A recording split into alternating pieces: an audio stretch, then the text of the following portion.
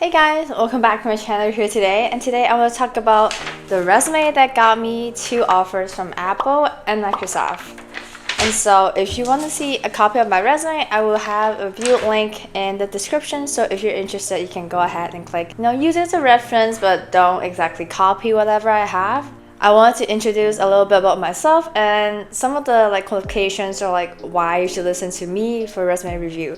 So my name is Macy. If you didn't know me, I have been starting my YouTube channel a few weeks ago. I've been trying to post more content about career, lifestyle, and vlogs, things like that. I'm currently a senior studying computer science at Boston University. I transferred to Boston University during my sophomore year. I'm currently in my last semester and I'll be returning to Microsoft as a technical program manager full-time in July, hopefully earlier, but that's still in the talks in progress. During my last semester here, I also started a Top Mate service where I have people come to me for advice for resume reviews. So I've been looking through a lot of resume, I've been giving out a lot of resume advice, I've seen a lot of resume, and I have seen a lot of do's and not do's, things that works, things that doesn't. So hopefully I feel like you all should also take a grain of salt of what I will be talking about in this video, just because a lot of the things I'll be talking about today it's based on personal opinion and based on what I've heard. And I want to jump right into the meat of the video, which is talking about resume and how you can make a killer resume for yourself. So first things first, I want to talk about how you should format and structure a resume. If you're still a student, your education section should be on the top just because you're a student, but you're a working professional or you've been working in the industry for a couple years, 1 year or 2 years, you should have your experience at your top section. And if you want to have your education showcase, it will be near the bottom section or on your experience, just to show that you're out of school and you're currently working in the industry. So you should have a pretty well organized resume, just because people really have a very short amount of attention when looking through a resume. I've heard people have goldfish memories or goldfish attention span, which is around 5 to 10 seconds when they're looking through a resume. So having a well organized resume really helps to boost your resume, going through the ATS or going through Recruiter. So some of the sections are very crucial, especially when you're still a student. First is definitely education, experience, project or leaderships, and then at the end I always like to put in my skills section. My skills sections will include my programming skills and tools and technology like VS Code, Trello, Jira, and then also includes spoken language, which I'm trilingual, so I will put Chinese, Mandarin, and English on there. And now I'll talk about some of the content details that you should be aware of or how you want to structure bullet points. So your bullet points, I always like to use a STAR method, which I've also talked about it in my interview video where I use the STAR method. The STAR method is situation, task, actions, and results. Every bullet point that I've written, they all started with an action verb and talked about what I did in my experience or what I did in that position specifically. I also want to talk about my quantifiable achievements,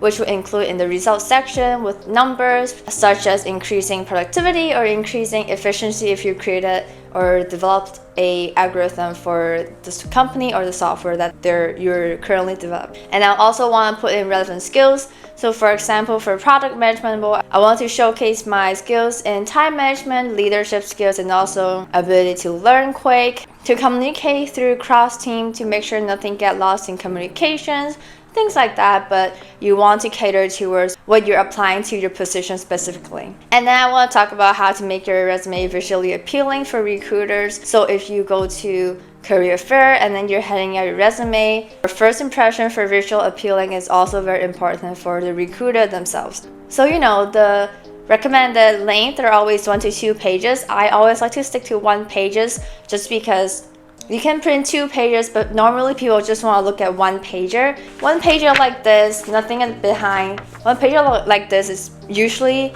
enough for you to showcase all your skills, relevant skills for whoever is looking through a resume should be enough. And then another thing is also you want to prioritize information. So for say you have a lot of experience, but if you want to keep to 1 page, you want to prioritize some of the experience that you think is going to impact your application for the specific role. So for example, for me, I want to apply for product management role, but I have 2 internships, 1 software and 1 project manager, and then I have another one which is my most recent one, my TPM role. And so in that case, if I don't have enough space, I would take out the software role and just put in the product management and program management roles. However, if you're applying for a software role, you definitely want to put your relevant experience or your software experience more on the top to showcase that you have had software experience before, and so that's how you want to prioritize the information, or think about which one will impact your application more and then take out the ones that won't apply as much. And then I want to talk about your contact information. So you will always want to make sure that your contact information on your resume is always up to date.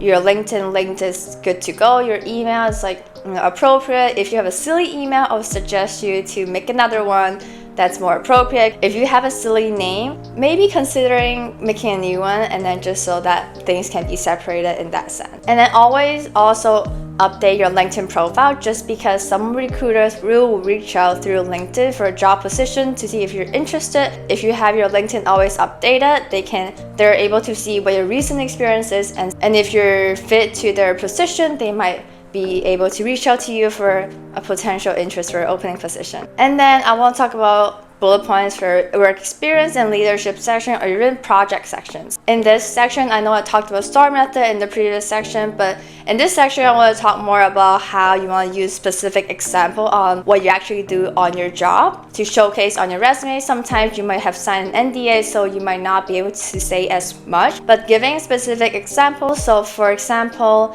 I would talk about how I created something on the Microsoft Admin Center portal and also the Azure portal, but I won't be talking about specifically what I've actually done or what the prompts actually is. You want to keep your bullet points general and not to violate NDAs, but then you also want to use specific examples on, like, for example, what kind of software you use, what language you use, create whatever that is that you're creating in your internship or full-time job. Like, those specific examples are also really important to just showcase and not having your bullet points be too general. And with that in mind, you also want to put in numbers to it, showcase your impacts to the company or to the platform, to the product that you're contributing to show that you've made impact to the company and the product. And then next, I want to talk about some of the common mistakes that you might have on your resume. So a lot of the times you will have spelling mistakes, grammatical mistakes.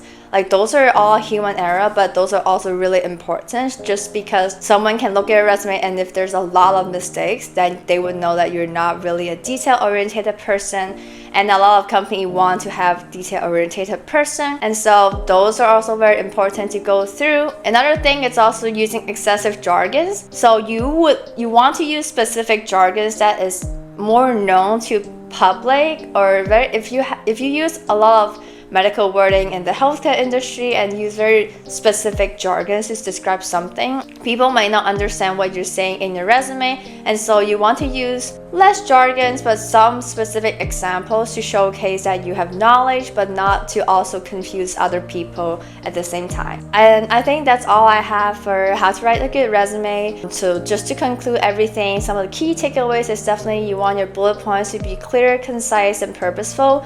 Impact showcase on your bullet points. You want it to be clear, having a good structured resume for visually appealing people. That is also another thing to keep in mind. Another thing is also to keep your resume not too cluttered, is that all the font size should be at least 11. For example, for me, I like to use Times New Roman, or some other people like to use Arial. And also remember to have margins on the sides so it doesn't fill in the whole page. For example, for here, on this resume, it looks like there is a lot of things written on here, but there's still margins on the side, on the top, and at the bottom, so it doesn't feel like it's very cluttered. It's just text, text, and text. So there's 3 sections very clearly lined out, and this is the education section and also the skills sections at the bottom. And so in that sense, you don't want to overwhelm your readers or whoever is looking on your resume with just text in their face. And so I think those are all my key takeaways. Thank you guys for watching the whole video, and if you got to this point, I really appreciate you guys watching the whole video. But if you have any other concern or comments or questions that you want to ask, feel free to leave a comment down below and I'll try my best to answer them. Other than that, I think that's a wrap. And I've also linked another link down in the description to start a Q&A. I want to start a Q&A. So if you have any questions that you want me to answer in a specific Q&A, like dedicated video, you can also fill in that form down below. Sometime in next year or the end of this year, I'll probably make another video on that as well. But other than that, thank you guys for watching.